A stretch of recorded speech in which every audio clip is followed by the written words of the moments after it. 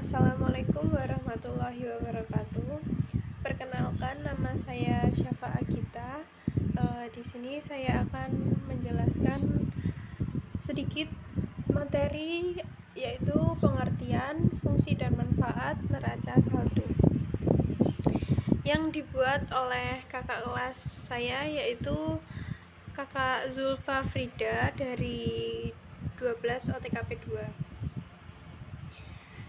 Nah, di sini saya akan menjelaskan yaitu pengertian dari neraca saldo. Jadi, pengertian neraca saldo yaitu bagian dari laporan keuangan suatu entitas yang dihasilkan pada suatu periode akuntansi yang menunjukkan posisi keuangan dari suatu entitas tersebut pada akhir periode tersebut. Selanjutnya yaitu pengertian menurut ahli.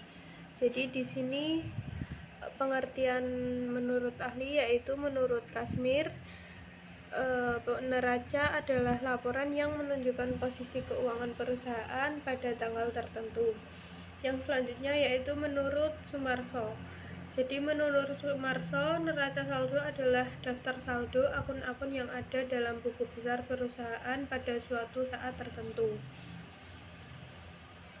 Nah, ini yaitu fungsi dari neraca saldo.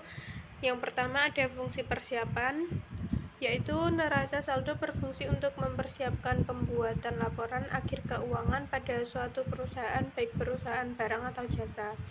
Yang kedua, fungsi pencatatan. Fungsi pencatatan merupakan fungsi utama dari penerapan ilmu akuntansi dalam penyajian data pada perusahaan, baik perusahaan barang atau jasa. Setiap data-data pada setiap akun rekening akan dibuat catatannya oleh neraca saldo dengan penyajian yang sangat ringkas. Yang selanjutnya yaitu fungsi koreksi. Jadi fungsi koreksi itu merupakan laporan keuangan yang berguna sebagai bahan evaluasi sebelum pembuatannya. Hal yang lebih dulu dilakukan yaitu melakukan koreksi terhadap seluruh catatan serta siklus akuntansi. Inilah yang dimaksud dengan fungsi koreksi dari neraca saldo.